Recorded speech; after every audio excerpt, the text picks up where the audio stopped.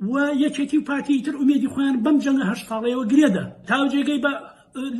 بۆ پشتیوانیکردن لە جمهوری ئیسلامی تا ئەو ڕادەیە کە کارەساتی گەورەی ئینسانی وەکو هەڵەبجەی لێ بکەوێتەوە کە یەکێتی نیشتیمانی هەڵەبجەی پڕ کردبوو بە قسەی خۆیان پڕیان کردبوو لە پازدار و هێرشی ڕێمی بەعسیش هۆشداری دابوو کە ئەگەر سوپای پازداران بێنە کوردستانی عێراقەوە ئێمە بە کیمیایی و بە هەر جۆرە شتێک بەدەستمانەوە بێن لێ ئەدەین و هەروای کرد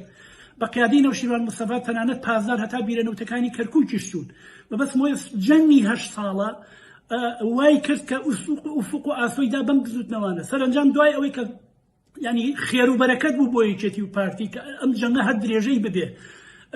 چونکە هەموو ئاسۆ و ئاوات و ئامانجیان گرێدا بوو بەم جەنگەوە ساڵی 88 وەختێ جەنگ ڕائەوەستێ ئیتر یەکێتی و پارتی وە گەڵایدار هەڵەوەرێن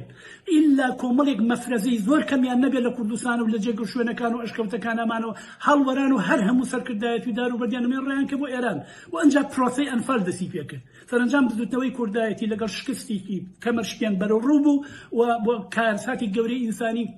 هێنا بەسەر خەڵکی کوردستانە چ کارەساتی کیمیایی هەڵەبجە چ دوایش عملیاتی ئەنفالەکان کە سەدان هەزار کەس لە خەڵکی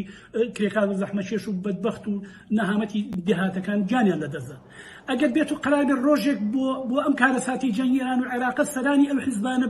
بێن لە بەردەم دادگای یەکێتی و پارتی دەبێت لەوانە بن لە دادگای ڕابوەستن و نەخشیان بووە لە خۆڵقاندنی ئەو کارەساتە ئینسانی گەورەیە بەسەر خەڵکی کوردستان و بەسەر خەڵکی عێراق